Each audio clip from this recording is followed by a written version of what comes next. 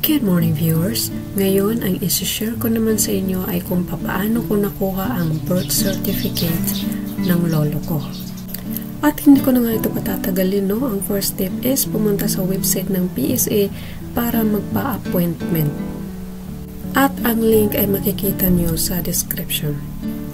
At dito sa 4 choices na to, ay siselect natin yung birth. Ayan, so once na maselect yung birth, merong steps dito. Ito yung magka-guide kung papaano ma-complete yung appointment. And then dito sa pinakababa, ay kaklik nyo lang yung agree. I agree. And then, magpo-proceed na siya.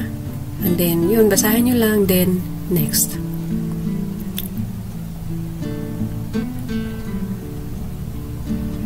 Ayan, so dito, isa-select nyo yung purpose nung appointment nyo. Ayan, so pipiliin nyo lang dyan.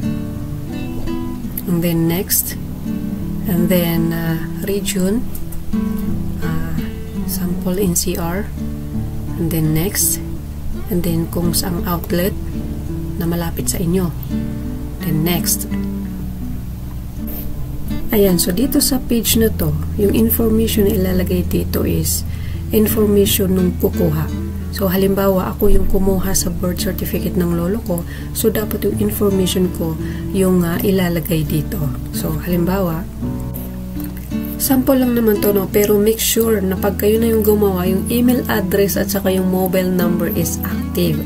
Lalo na yung sa number, no? Kasi ang next ng page na to is mag-a-ask siya ng OTP verification code, which is essential dun sa number. Kaya dapat yung phone ay nasa tabi mo lang para ma-receive mo agad yung OTP verification code. Ayan, so after siya ma-verify, ang next na dyan is yung information na nung senior, no? So, hindi ko na siya tatapusin, no? Mag-proceed na ako sa step 2. Ayan, so ang step 2 natin is simple lang, no? Kaya, i-prepare lang natin yung authorization tsaka yung photocopy ng mga ID. Yung ID mo na kukuha at saka yung ID nung kukunan mo ng certificate. Ayan, so isasali ko na rin dito yung appointment slip, no? Since ang step 2 natin is naka-ready na dapat yung mga documents na dadalhin natin sa PSA site na malapit sa atin. Ayan. Step 3, appointment day. Ito yung araw na pupunta ka na sa PSA site at dapat dala mo lahat ng documents na kailangan.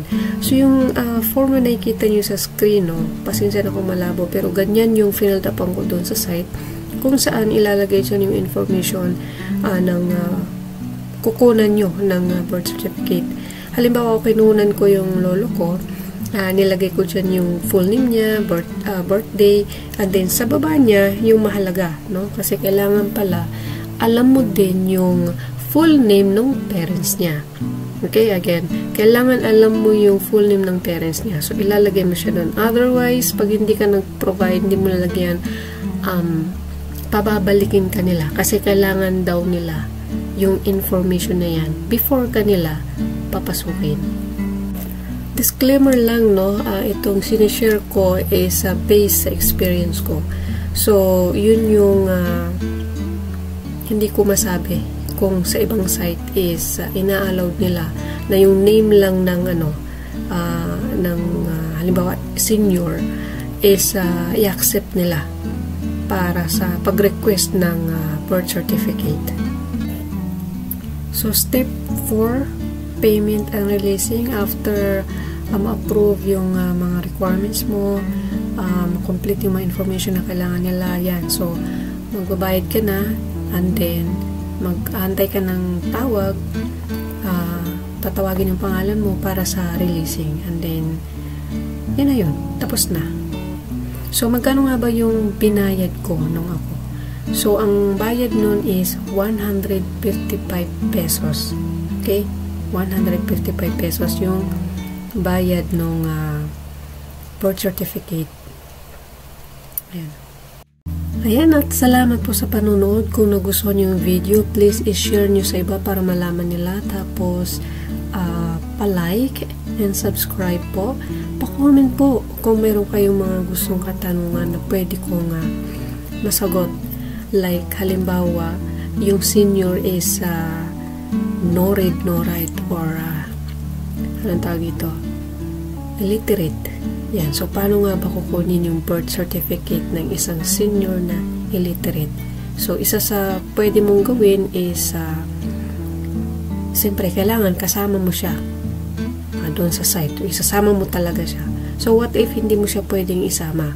Diba? So, kung mayroon kayong kasong ganyan, pwede nyo itanong at sasagutin ko. Yeah. So, thank you for watching and don't forget to hit the notification bell para updated kayo sa mga bagong uploads ko. And salamat. Bye-bye.